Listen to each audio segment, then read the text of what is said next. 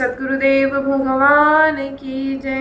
जय जय श्री राधे श्याम, जय जय श्री राधे श्याम, जय जय श्री राधे श्याम, जय जय श्री हरिवंश श्री राधा। ये नाम का प्रभाव बार बार आप सभी पूछते हैं कि प्रभु का जो स्वरूप का दर्शन है वो तो हमें नहीं हुआ है, तो कैसे ऐसा कौन सा उपाय जो है कि जिससे हम प्रभु के स्वरूप का दर्शन कर पाए। तो देखिए, हमने आप सभी से बार बार कहा है कि नाम आपने ठीक है प्रभु का दर्शन नहीं किया, लेकिन नाम तो आपके पास है। आपके पास राधा नाम है, आपके पास राधे श्याम है, बहुत सारे नाम आपके पास है। तो देखिए, नाम जो है वो नामी को प्रकट कर देता है। इसलिए बार बार कहा जाता है कि हर समय जिब्या पर, हमारी जिब्या पर हर समय श्री राधा नाम होना बहुत ही जरूरी, हर समय। अब हर समय हम कहते हैं कि हमारे पास समय नहीं होता, तो देखिए ये तो झूठ है, ये तो सब बिल्कुल झूठ है। ऐसा नहीं कि किसी के पास इतना भी समय ना हो कि वो कुछ क्षणों के लिए एकांत में बैठकर राधा नाम जप पाए, ऐसा नहीं। इतना समय सबके पास होता है। बस बात यह है कि आप उस समय में क्या करते हैं, कि जब हमारे पास समय जो खाली समय जो होता है तो उस समय हम उसका सदुपयोग ना करके उसका दुरुपयोग करते हैं। कभी संसार का चिंतन करते हैं या संसार में क्या हो रहा है ये देखने का प्रयास करते हैं, आज ऐसा हुआ, आज वैसा हुआ। हम आप सभी से बस इतना पूछना चाहेंगे, हम आपको ये नहीं कह रहे कि आप बिल्कुल ही, क्योंकि कई बार क्या होता है सत्संग को कुछ भी हम बोलते हैं तो कुछ जन ऐसे होते हैं जो अपने अनुसार उसको बना लेते हैं कि हाँ, इसका जो ये कह रही है इसका मतलब ऐसा। अपने अनुसार मत बनाइए। जो सत्संग कह रहा है वास्तविक में उसे समझने की कोशिश कीजिए, उसे समझने का आप प्रयास कीजिए कि सत्संग आपसे क्या कह रहा है। अब आप सारा समय देखिए, हम थोड़ा सा समय भी हमें मिलता है, उस समय को हम सोचते हैं कि कुछ क्षणों के लिए क्या बोला जाता है कि रिलैक्स किया जाए, और उसके लिए आप कुछ ज़्यादा देर तक फ़ोन देखते हैं या टीवी देखते हैं या किसी से बात करते हैं या किसी से जाके मिलते हैं। ऐसा ही करते हैं। इसके अतिरिक्त भी कुछ और अगर करते होंगे तो हो सकता है।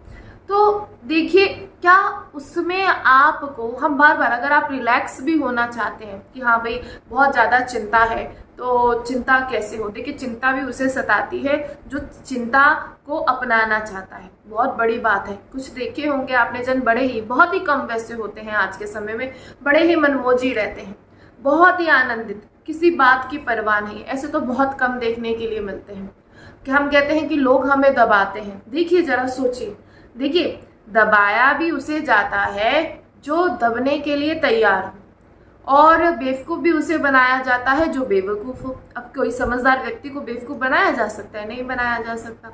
अब बात आती है कि हम आनंदित कैसे रहें, हम जो रिलैक्स जो हम चाहते हैं हम वो कैसे करें। तो हम आप सभी से बस इतना कहना चाहेंगे, अगर आप वास्तविक में आनंदित होना चाहते हैं तो केवल एकमात्र साधन है, और वो है प्रभु का नाम। देखिए, आज तक आपने करने का प्रयास ही नहीं किया, नाम जब किया ही नहीं, तो आप कैसे जानेंगे कि इसमें कितना आनंद आता है। बहुत बल देता है, सच बता रहे हैं। इतना सा नेक सा नहीं कहेंगे, बहुत बल होता है इस नाम जप में। हम सोचिए थोड़ा सा हो, नहीं, थोड़ा सा नहीं, बहुत बल मिलता है। हम बार बार कहते हैं कि जैसे अगर आप कोई पढ़ाई करते हैं तो ना चाहते हुए भी आपका मन नहीं होता तो पढ़ना पड़ता है कि भैया पास तो होना ही है। ऐसे ही आपका मन नाम जप में नहीं लग रहा ना, लेकिन करते रहिए। बस ये सोचिए कि इसमें हमें लाभ होगा। अगर लाभ की दृष्टि से तो आप निरंतर नाम जप करते रहें, और वो नाम जप का प्रभाव आप पर ऐसे होगा कि एक स्थिति ऐसी आएगी, एक दिन ऐसा आएगा कि आप बिना नाम जपे रह नहीं पाएंगे। आप नहीं रह पाएंगे। हर समय आपकी जिब्या पर नाम होगा, हर समय। जिसकी जिब्या पर हर समय नाम होता है तो प्रभु उस पर ऐसी कृपा करते हैं कि वो, हम बार बार कह रहे हैं कि नाम ही नामी को प्रकट करता है, नाम ही नामी को प्रकट करता है। हम कहते हैं प्रभु के स्वरूप का दर्शन नहीं हो रहा, प्रभु का दर्शन नहीं किया, तो नाम तो है, तो नाम को पकड़ लीजिए। अपने जीवन में कि मेरे जीवन का आधार केवल राधा नाम है, इसके अतिरिक्त कुछ भी नहीं। और फिर देखिए, जिसके जीवन का आधार राधा नाम होता है उसके जीवन में कितना आनंद होता है। हम कई बार हम कहते हैं कि हम ग्रस्त हैं, हमेशा माया के प्रभाव में रहते हैं, जीव पर निरंतर माया का प्रभाव रहता है। माया से बचते हुए श्री राधे श्याम में, राधा नाम में हम कैसे लीन रहें, क्योंकि माया का प्रभाव ऐसा है।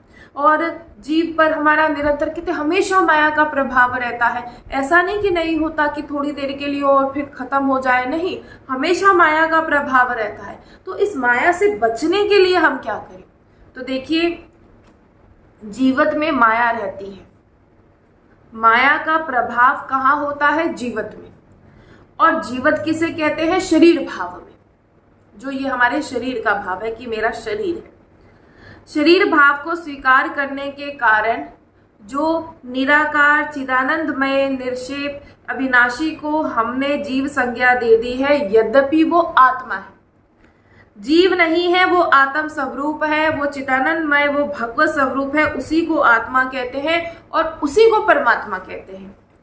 अब पर हम शरीर के आसक्त होने के कारण, शरीर में हमारी आसक्ति होती है, इसीलिए हम उसे जीव कहा गया है। अब ये शरीर राग जो हमें, ये शरीर का राग ही है जो हमें जन्म जन्मांतर में फंसाता चला आ रहा है।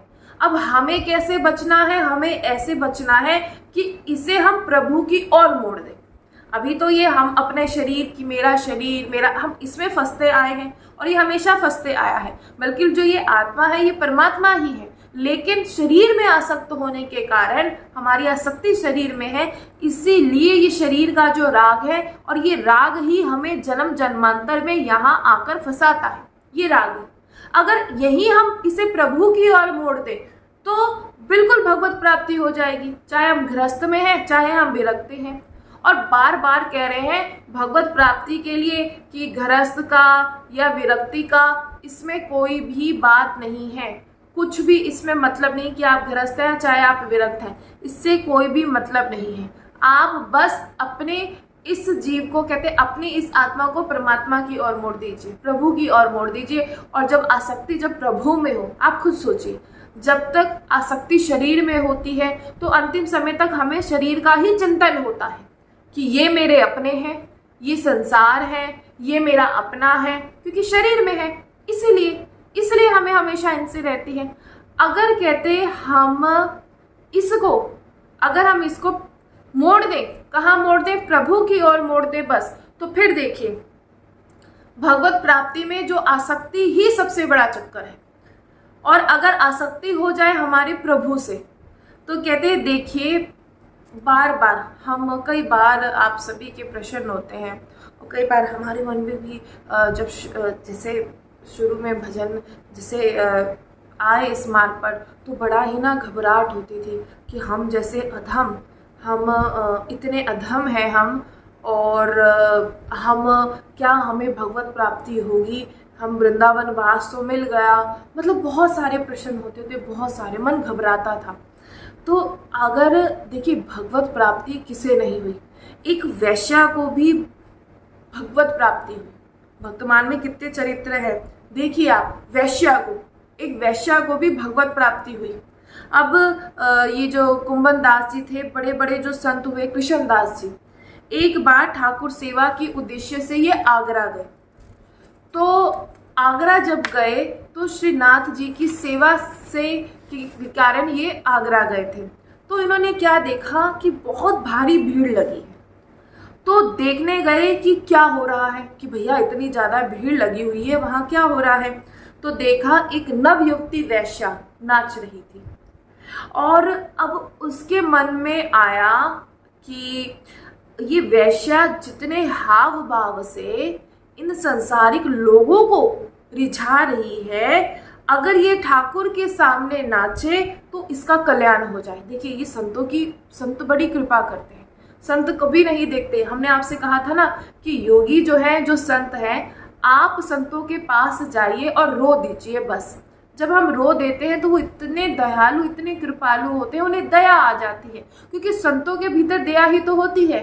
और दया भी इनमें कैसे आती है? क्योंकि हर समय ये प्रभु को याद करते हैं, और जब प्रभु को याद करते हैं तो याद परिवर्तित होकर दया इनके भीतर आती है। जैसे गेंद दीवार पर मारी जाए तो गेंद पलटकर अपने पास ही आती है, ऐसे ही जब प्रभु को याद किया जाता है तो याद करके वो परिवर्तित होकर दया के परिवर्तित हो जाती है दया में, और वो संतों के हृदय में आती है। अब वो सोच रहे हैं कि ये जो वेश्या है ये संसारिक लोगों को इतना रिझा रही है और ऐसी ऐसी चेष्टा कर रही है संसारिक लोगों को रिझाने की, अगर ये हमारे ठाकुर जी के सामने उन्हें रिझाए तो इसका तो कल्याण हो जाए। और नवयुवती थी, अब वो देखते रहे। अब हुआ क्या कि कुछ लोग तो वेश्या को देख रहे थे कि वो नाच रही है, और कुछ लोग देख रहे थे बाबा को कि भाई बाबा बड़े मनमोजी है, देखिए वैसे संत है, वैसे बाबा का भेष धारण किए हैं, और देख रहे हैं वेश्या को, वेश्या का नाच देख रहे हैं। और एकदम जैसे होता है ना कि एकदम एकाग्रता से एकदम ध्यान से देख रहे हैं, बिना मतलब ना इधर देखे ना उधर देखे, उस वेश्या की ओर ही देख रहे हैं। और फिर 10 रुपए का नोट दिखाया वेश्या को। आज से 500 वर्ष पूर्व उस 10 रुपए के नोट की बहुत कीमत थी। जैसे आज के 500 वर्ष पूर्व की ये बात है तो 10 रुपए की नोट की बड़ी कीमत थी। अब जैसे लोग देते हैं वेश्या को, तो वेश्या जहाँ नोट देखती है वहीं आती है। तो बाबा के हाथ में 10 रुपए देखे तो वेश्या आई उस 10 रुपए लेने के लिए, तो नेत्रों से नेत्र मिलाए कुछ और बोले, अगर एक रात्रि हमारे लिए जहाँ हम आकर रुके हैं वहाँ आकर नृत्य करो तो हम तुमको अर्थ देंगे। और अब वेश्या तो थी अर्थ की आकांक्षा वाली, अगर वो ऐसा कार्य कर रही थी तो एक ही तो लक्ष्य था उसका, अर्थ का। देखिए हर किसी का किसी ना कोई लक्ष्य होता है। कोई प्रभु का भजन करता है सिर्फ प्रभु को पाने के लिए, कोई प्रभु का भजन करता है संसार को पाने के लिए, संसार का वैभव पाने के लिए। सबका एक एक हर किसी का कोई ना कोई उद्देश्य होता है। और हम तो बस यही कहेंगे कि भैया अगर प्रभु का भजन करते हैं ना तो प्रभु को पाने के लिए ही कीजिएगा, ये संसार को पाने के लिए प्रभु का भजन मत कीजिएगा, क्योंकि उसमें ये इतना बड़ा महाअपराध होता है, बड़ी दुर्गति होती है बहुत। मतलब जो प्रभु का नाम, देखिए ये हम ये नहीं कहेंगे कि ऐसा किसी की निंदा, ही तो आज का युग है जो चल रहा है। अच्छी अच्छी बातें कर लेना, सत्संग सुना देना, कथाएं कर लेना, और उसके बदले में अगर आप कोई आकांक्षा रखते हैं कि उसी धन की उस अर्थ के लिए करते हैं तो बड़ी दुर्गति होती है। सच बता रहे हैं, क्योंकि प्रभु सब कुछ क्षमा कर सकते हैं, सब कुछ। लेकिन ऐसे जो झूठ बोलते हैं ना उसका कोई मार्जिन नहीं। पाप का मार्जिन है, पाप को हो सकता है कि पाप कट जाए, लेकिन झूठ का कोई मार्जिन नहीं होता। इसीलिए कहते हैं झूठ मत बोलिएगा। तो अब उस वेश्या ने कहा कि भाई पैसे के लिए तो हम करते हैं, आप जहाँ बुलाओगे बाबा से कहा हम आ जाएंगे। और रात्रि में जहाँ बाबा रुके थे तो वेश्या अपने पूरे परिकर के साथ पहुंची। तो वहाँ उस वेश्या को बाबा ने 100 रुपये दिए और 1000 रुपये दिए और बोले कि हमारे साहब जो हैं, तो हमारे जो मालिक हैं बड़े ही रिजवार हैं, तुम जितना मांगोगी वो उतना देंगे। एक बार हमारे मालिक के सामने चलो और उनके सामने अपना नृत्य ये पेश करो। अब वैश्या तो देखिए, अब वैश्या है तो उसको तो पैसों का ही लालच था। और उस समय जो वैश्या ने पूछा कि हम तो चल देंगे, आप बताइए कहाँ जाना है। तो बाबा बोले गिरिराज जी। उस समय एक टहलेटी पर उस समय गिरिराज जी विराजमान थे। तो वैश्या बोली हमें तो रुपया चाहिए, आप हमें जहाँ बुलाएंगे हम आ जाएंगे, हमें तो रुपए से मतलब है। तो बाबा ने कहा कि तुम आ नहीं जाओगे, तुम हमारे साथ ही चलोगी। अब सब तैयार हो गए क्योंकि अर्थ की बात आ गई। वैश्या तैयार हो गई, वैश्या का पूरा परिकर जो था वो तैयार हो गया। अब बाबा ले आए अपने साथ वैश्या को और पूरे ब्रज मंडल में ये बात फैल गई कि कृष्णदास जी की बुद्धि भ्रष्ट हो गई है, एक वैश्या को अपने साथ लेकर आए हैं। अब साधु की चाल तो साधु ही जान सकते हैं ना, अब कोई बिरला ही होगा वही तो जान पाएगा कि साधु कैसी चाल चल रहा है। हम और आप सामान्य कहते सामान्य बुद्धि के जो लोग, बुद्धिमती के जो लोग होते हैं वो कैसे जान पाए कि किसी बाबा के मन में, किसी संत के मन में क्या बात आई, नहीं जान सकते। तो अब ये क्या हुआ कि इतना वात्सल्य उमड़ा और इतनी सोच इनकी अच्छी कि उस वैश्या का कल्याण करने के लिए वो वैश्या को अपने साथ लेकर आए। और गिरिराज जी में जितने भी कुंड हैं उन सब में उस वैश्या को स्नान कराया, उन सब में वैश्या को स्नान कराया। 2, 4, 10 दिन लगे उन्हें तो वैश्या को, और एक पद याद कराया वैश्या को और कहा कि जब तुम ये बादशाह के पास जाओगी तो तुम्हें ये पद सुनाना है। और जब पूरे कुंड में स्नान करा दिया और पद याद करा दिया और कहा कि आज तुम्हें हमारे बादशाह के सामने जाना है, तो श्रीनाथ जी के सामने ले गए और दिखाया वैश्या को, कहा कि ये हमारे बादशाह है और तुमने आज तक संसार को रिझाया है और आज तुम इन्हें रिझा दो। तुमने संसार को रिझाया, ठीक है, तुम्हें अर्थ मिला, लेकिन इनको तुम रिझाओगी तो तुम्हारा कल्याण हो जाएगा। और कहा उससे कि तुम्हारे जो ये जन्म जन्म की चाकरी है ये मिट जाएगी। और प्रभु से कहा, श्रीनाथ जी से कहा कि प्रभु आपके लिए भेंट लाए हैं, स्वीकार करो। देखिए ये संतों की कृपा ही तो है कि ठाकुर जी से बात की कि आगरे से भेंट लाए हैं और वैश्या से कहा कि अब इन्हें स्वीकार करो, कह रहे हैं, और उससे कह रहे हैं वैश्या से कि अब आज तुम इनको रिझा लो हमारे बादशाह को। वो तो कला में प्रवीण थी और जोहार करके प्रणाम करके जो ही पूरा पद गाया वैश्या ने, जैसे ही पूरा पद श्रीनाथ जी को सुनाया तो कृष्णदास जी से रीझ के, उनके संकल्प से रीझ के ऐसा रूप दिखाया जो करोड़ों काम को मूर्छित कर दे। ऐसा रूप प्रभु ने उस वैश्या को दिखाया जो करोड़ों काम को मूर्छित कर दे। और पूरा पद जैसे ही वैश्या ने पूरा किया, जैसे ही पूरा पद उसने पूरा किया, उसने ऐसे दर्शन उसे हुआ, उसके उसी समय प्राण निकल गए। ऐसा दर्शन, और किसके संकल्प से? कृष्णदास जी के संकल्प से। उनके संकल्प से रीझ कर प्रभु ने वैश्या को भगवत प्राप्ति कराई। अब आप बताइए कि इसमें गृहस्थ और विरक्ति, जो कहते हैं कि गृहस्थ और विरक्ति बाधक है, वो कहाँ आती है? आप बताइए कि गृहस्थ मार्ग में है तो हम बाधक है, हम भजन नहीं कर सकते, अगर विरक्त होंगे तभी भजन होएगा। तो बताइए उस वैश्या को तो हुई भगवत प्राप्ति, वो ना गृहस्थ ना वो विरक्त, वो तो ऐसा नीच कार्य करती थी कि जिसे समाज में जिसे हीन भावना से देखा जाए, ऐसे हीन भावना सी दृष्टि से देखने वाली एक वैश्या को भी भगवत प्राप्ति हुई। तो किसकी कृपा से? संत की कृपा से। और उसी समय जैसे ही पद सुनाया, ज्यादा समय नहीं लगा, पद सुनाकर जैसे ही देखा श्रीनाथ जी को, श्रीनाथ जी ने ऐसा स्वरूप का दर्शन दिखाया कि वो स्वरूप का दर्शन देखते ही उसी समय उसके प्राण निकल गए और वो दिव्य देश ठाकुर जी की सेवा में पहुंच गए। जरूरी नहीं है भाई कि आप गृहस्थ हैं, आप विरक्त हैं, आप ब्राह्मण हैं, आप वैश्य हैं, आप पुरुष हैं, आप स्त्री हैं, इससे कोई मतलब नहीं, इससे कोई भी मतलब नहीं।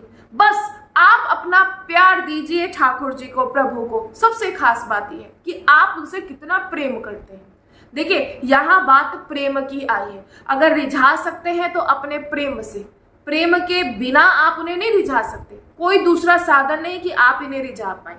और हमारी जो प्यार, हमारी जो ममता, जो प्रेम इस संसार में फैला हुआ है, उसे हम प्रभु के चरणों में समर्पित कर दें।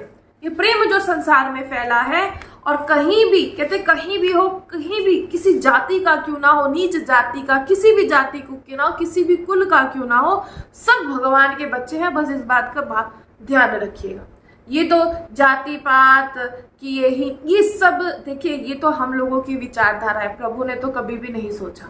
अगर प्रभु ने सोचा होता तो प्रभु हमें ऐसा जन्म ही नहीं देते। उन्होंने तो पूरा संसार को बनाया है। उन्होंने कभी, क्योंकि वो पूरा संसार उसका है, पूरा संसार उनका है। एक माता के 4 पुत्र हों, अब वो चारों कैसे हैं, कोई अच्छा है कोई बुरा है, इससे कोई मतलब नहीं। माता को सबसे ममता ज्यादा होती है। क्यों? क्योंकि वो सब उनके ही पुत्र हैं, सब उसके ही पुत्र होते हैं। ऐसे ही ये पूरा संसार, हम सब भगवान के बच्चे हैं। और सबसे बड़ी बात, यहाँ अगर बच्चा बनकर रहेंगे तो हम सफल हो जाएंगे, लेकिन यहाँ अगर हम चतुर बने, थोड़ा सा भी चतुर बने, तो सच बता रहे हैं फिर हमें इनका प्रेम नहीं मिल पाएगा। इसलिए बच्चा बन के रहिए। देखिए अगर ऐसी बात होती तो देखिए दंड कारण के जहाँ जितने भी ऋषि थे वो सब देखते रह गए, लेकिन जो प्रेम शबरी जी को मिला वो दंड कारण में जितने भी तपस्वी, जितने तपस्या, घोर तपस्या में लीन ऋषि थे, उनमें से किसी को भी नहीं मिला। प्रेम सिर्फ किसको मिला? माता शबरी को, और किसी को नहीं मिला। शबरी जी जाति से, कुल से, सबसे नीच है, सब उन्हें तिरस्कार करते हैं, लेकिन फिर भी प्रभु ढूंढते हुए, सब ऋषियों की कुटिया में ना जाते हुए ढूंढ रहे हैं कि शबरी की कुटिया कहाँ है। और वहां जाकर क्या हुआ ये सब जानते हैं। बार बार आपको क्यों बताया जाता है? इसलिए बताया जाता है कि भाई जो ये सोचते हैं कि मैं इस लायक नहीं, मैं इस काबिल नहीं, ये तो ठीक है, हम इस काबिल नहीं, ठीक है, लेकिन बस एक बात ध्यान रखिएगा कि हम प्रभु के बच्चे हैं, हम हमारे प्रभु हैं, इसके अतिरिक्त कुछ नहीं। अगर यही हमारी आत्मा प्रभु की ओर, कहते अगर हमारा जो ममता प्रभु में हो, अगर हमारी आसक्ति प्रभु में हो, तो कभी भी फिर इस संसार में फंसना नहीं होता। इसलिए मुड़ जाइए प्रभु की ओर। जो मार्ग दिखाया जा रहा है, संत आपको एक जीवन में करवट ले आते हैं, मोड़ दिया जाता है। अभी तक हम जिस मार्ग पर हम संसार के उस मार्ग पर चल रहे थे, लेकिन जैसे ही संतों की शरण में आते हैं, उस संसार के मार्ग से हटाकर हमें प्रभु के मार्ग पर चला दिया जाता है। तो मुड़ जाइए, यहाँ मुड़ने में ही बेहतर है, आपका भलाई है। जैसा संत बताए, मुड़ जाइए उस मार्ग में, मत देखिएगा हमें लगता है कि सुंदर नहीं है, कि हम क्या हुआ कि एक हमने सुना, जैसे यहाँ आए तो कहा कि वहाँ कहीं घूमने जाने की वो बात जैसे हो रही थी, तो कह रहे कि भाई ऐसे वहाँ से ट्रेन से जाना चाहिए। तो एक ने कहा कि ट्रेन से नहीं जाना चाहिए तो ऑन रोड जाइए, गाड़ी से जाइए, ताकि हर एक जो वहाँ के दृश्य है तो वो देखते हुए जाएंगे। देखिए अब क्या होता है जब हम इस भजन मार्ग पर चलते हैं, ये संसार का मार्ग बड़ा सुंदर दिखने में लगता है, क्योंकि यहाँ बहुत सुंदर सुंदर वस्तुएं हैं जो हमें आकर्षित करती हैं। अब बात जब प्रभु के मार्ग की आती है, वहाँ हमारा मन विचलित क्यों हो जाता है? हमारा मन इसलिए विचलित होता है क्योंकि वहाँ हमें कोई सुंदरता नजर नहीं आती, कोई सुंदर दृश्य नजर नहीं आ रहे, क्योंकि अभी तक अज्ञानता के कारण हमें वहाँ कुछ सुंदर नजर नहीं आ रहा। हमें लगता है कि भाई घोर अंधकार है, बड़ा ही बेकार मार्ग है, कोई इसमें कहाँ ऐसे जाएंगे, जाना है तो उस रास्ते पे जाओ जहाँ बहुत सुंदर सुंदर वस्तुएं नजर आती हैं। बस अब यही, जहाँ सुंदर सुंदर वस्तुएं, सुंदर सुंदर दृश्य नजर आ रहे हैं, आप उन्हें देखकर जो वास्तविक में जो सुंदरता है, वास्तविक में जिसे का दर्शन करके हृदय बिल्कुल शीतल हो जाता है, मन शीतल हो जाता है, उस दर्शन से हम वंचित हैं। और वो दर्शन केवल प्रभु के मार्ग पर ही होता है। देखिए ये संसार आपको उलझाएगा, इसलिए हम कह रहे हैं, हम कहते हैं, जो कहते हैं प्रभु का दर्शन नहीं हुआ, अगर प्रभु का दर्शन नहीं हुआ तो प्रभु का नाम आपके पास है। अभी प्रभु के रूप को नहीं देखा ना, लेकिन नाम है कि राधा कृष्ण है, राधे श्याम है, ये नाम ही, हम इस नाम का जब चिंतन करेंगे, नाम का रटन करेंगे, नाम का कीर्तन करेंगे, ये नाम ही नामी को प्रकट कर देगा। ऐसे ही थोड़ा ना नाम की महिमा कही गई है। इसलिए आप सभी जानिए, कोई इस भगवत प्राप्ति के लिए कोई भी बाधक नहीं है। अगर बाधक है तो वो है हमारा चिंतन, जब हमारा संसार से चिंतन को हटाकर लाइए श्रीधाम वृंदावन में लाइए। जब आप श्रीधाम वृंदावन में आएंगे, श्रीधाम वृंदावन में रसिक जनों का संग करेंगे, भक्तों का, देखिए हर कोई यहाँ सिर्फ श्यामा श्याम को प्राप्त करने के लिए आया है, ये बात अपने जीवन में धारण कीजिए।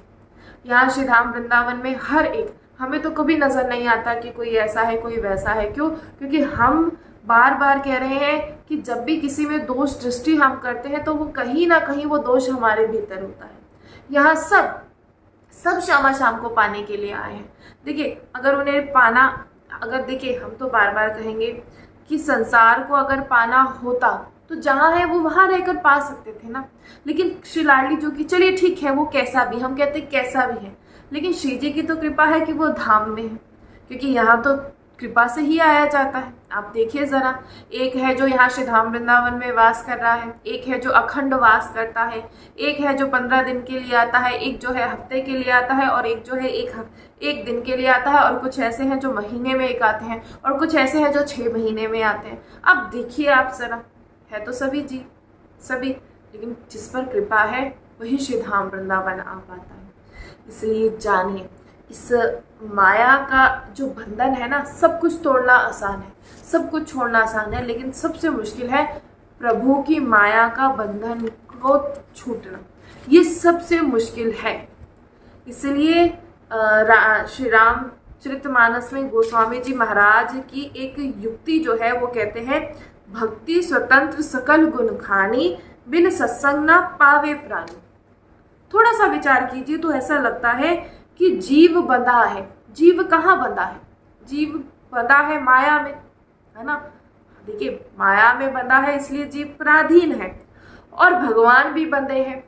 अब कहते भगवान भी पराधीन है, अब कहते कि प्रभु भी बंधे हैं। सब सोचते प्रभु कहाँ बंधे हैं भाई, चलो जीव तो बंधा इस माया में, ये बात तो समझ में आती है, लेकिन प्रभु कहाँ बंधे हैं? तो देखिए, प्रभु ने स्वयं श्रीमद् भागवत में अपने मुख से कहा है, अहम भक्त पराधीन, मैं भक्त के पराधीन हूँ।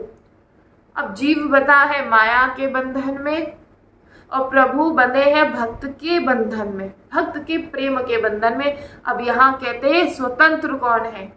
कौन है यहाँ स्वतंत्र, कौन मुक्त है? यहाँ तो दोनों बंधे हैं, परमात्मा भी और जीव भी। तो कहते हैं कौन है स्वतंत्र है? तो फिर कहते हैं एक बात आपको और हमने माननी पड़ेगी कि मानस में एक स्थान पर गोस्वामी जी कह रहे हैं, पराधीन सुपनेहु सुख नाही। जो व्यक्ति बंधा है उसे सपने में भी सुख नहीं है।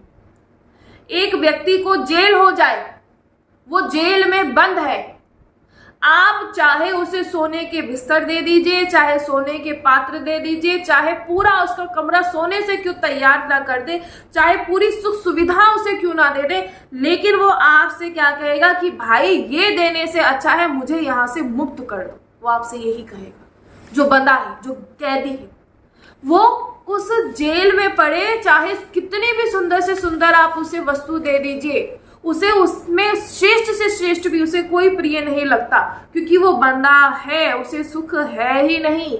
गोस्वामी जी कह रहे हैं, पराधीन सुपनेहु सुख नाही, उसको सपने में भी सुख नहीं हो सकता। तो यहीं पर आकर आपसे और हमको चूक होती है कि मन बंधा है माया के बंधन से, मन बंधा है मोह के बंधन से, मन बंधा है आसक्ति के बंधन से। और आज आप और हम जो इस संसार का साथ सम्मान इकट्ठा करने का प्रयास कर रहे हैं और सोच रहे हैं अगर इस जो संसार का साज का जो ये अगर हम इसे इकट्ठा कर लिए जाएं तो हम सुखी हो जाएंगे, लेकिन ऐसा नहीं हो पाता। ये संसार को इकट्ठा करने के चक्कर में ही सबसे ज्यादा मन अशांत हो जाता है। एक बार विचार करें कि कौन ऐसा है जिसने सुख पाने का अभ्यास नहीं करा? कौन ऐसा है? कोई ऐसा है जिसने दुख पाने का अभ्यास किया हो? नहीं। कोई भी नहीं चाहता कि उसके जीवन में दुख आए, कोई भी नहीं चाहता कि उसके जीवन में दुख आए, लेकिन कुंती चाहती है। बुआ कुंती मांगती है। जब युद्ध खत्म हुआ तो ठाकुर जी जा रहे हैं। अब जब जाते हैं तो बुआ कुंती रोकती है। तो अब कहते हैं ठाकुर जी कि अब आप हमें क्यों रोक रही हैं? आपने जब आपको कष्ट आया हम आए, अब आपका साम्राज्य आपके पास है, सब कुछ आपके पास है, तो आप क्यों रोकते हैं? तो बुआ कुंती आंचल फैला लेती हैं ठाकुर जी के साथ और प्रभु से कहती हैं कि मैं एक बेटी को अपने मायके से मांगने का हक होता है। ये तो देखिए, बिल्कुल एक बेटी जो अपने मायके से मांग सकती है तो वो कहीं नहीं मांग सकती। तो प्रभु कहते हैं बिल्कुल बुआ, आपका बिल्कुल हक है, आप मांगिए, आप क्या मांगती हैं। तो बुआ कुंती कहती हैं कि अगर मुझे कुछ देना है तो दुख दीजिएगा। मैंने सुख भी देखा, मैंने विपत्ति भी देखी। सुख में आज सब कुछ मेरे पास है, लेकिन आप मेरे पास नहीं। जब जब मुझे दुख हुआ, जब जब मेरे जीवन में प्रतिकूलताएं आई, दुख आया, तो उस समय हे नाथ आप हमेशा मेरे साथ थे। हे कृष्ण, आप हमेशा मेरे साथ थे। जब मैं रोती थी तो अपने पीताम्बर से आप मेरे आंसू पोंछते थे, और हर समय हर प्रतिकूलता में आप मेरे साथ खड़े रहते थे। इसलिए मैं अगर मांगती हूँ तो बस दुख मांगती हूँ, और मैं कुछ भी नहीं मांगती।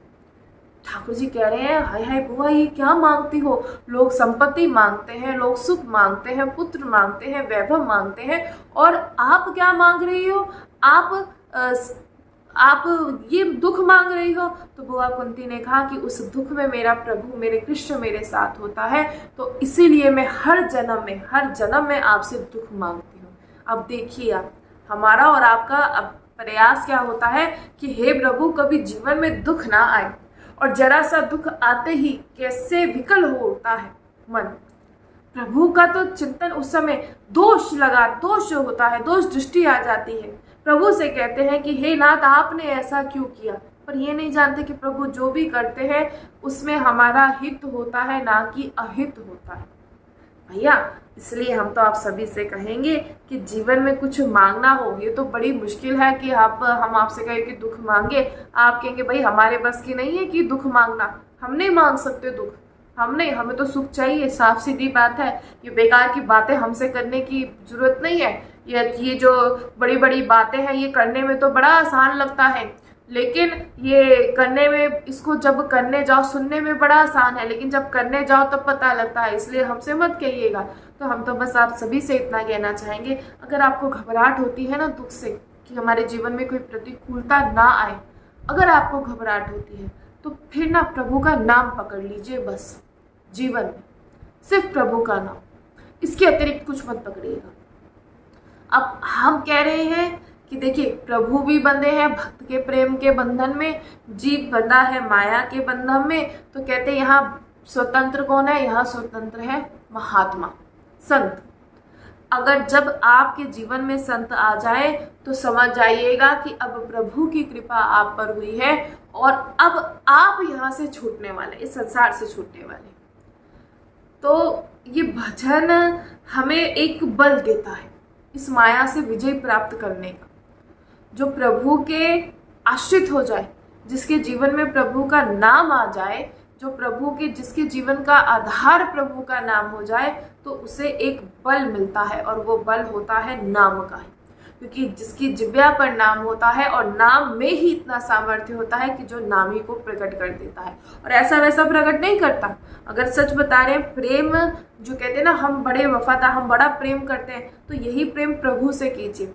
जब आप ये प्रेम प्रभु से करेंगे तो देख लीजिएगा, हम सच बता रहे हैं, फिर देखिएगा कैसे आपके कहते लौट जाते हैं, बंध जाते हैं उसके बंधन में। क्योंकि प्रभु सब कुछ दे सकते हैं, अगर नहीं देते तो सहज में प्रेम नहीं देते, और जिसे ये प्रेम दे देते हैं क्योंकि वो जानते हैं कि मैंने जिसको प्रेम दे दिया तो मुझे उसके प्रेम के बंधन में फंसना होता है, बंधना होता है, और बंध जाते हैं हमेशा के लिए। इसलिए बांधना है ना प्रेम के बंधन से।